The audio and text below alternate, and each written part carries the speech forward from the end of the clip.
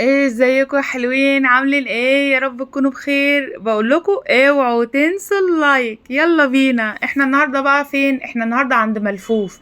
ملفوف ده فين؟ ده في ميامي في اسكندريه. ده كان اخر فيديو بقى من فيديوهات المصيف. معلش بقى ما تزعلوش مني لو زهقتكم.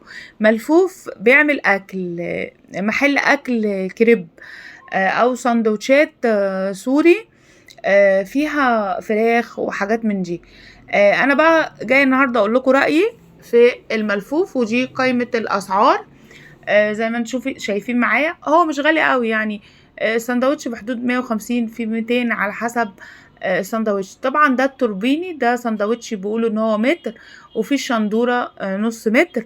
انا اخترت الشندوره، والشندوره ده كان عباره عن فراخ بتتبيله هندي، حاجات من دي، ومعموله في عيش سوري، واسمه ملفوف على الشارع العمومي في ميامي. تمام كده. انا جبت الشندوري، وهو محطوط في عيش سوري زي ما انا قلت لكم، معاه بطاطس، ومعاه كاتشب، ومعاه بتاع ده تومية حارة. كان طعمها جميل قوي بس مشطشطة جدا جدا جدا، ومعاه كولا. تمام كده. الساندوتش ده عامل 200 جنيه. طبعا يعني ايه، بصوا يعتبر السعر يعني معقول. تمام، علشان الاكل بقى غالي قوي، الحاجه بقت غاليه قوي قوي.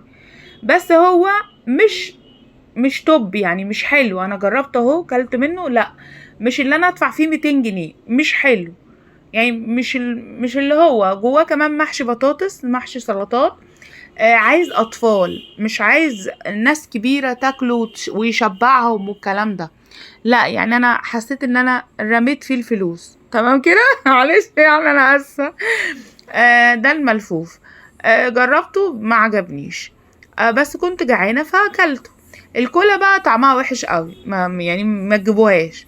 يعني لو مثلا انتوا في المحل وبيقول لكم خدوا الكولا وعليها عرض والكلام ده، لا تسمعوش كلام، ما تجيبوش الكولا لان طعمها وحش جدا وممرره، وبصراحه ما عجبتنيش. ده كان اخر يوم ليا في المصيف، وانا كنت كلت وخلاص، نزلت خلاص، ركبت وسافرنا، رجعنا مصر.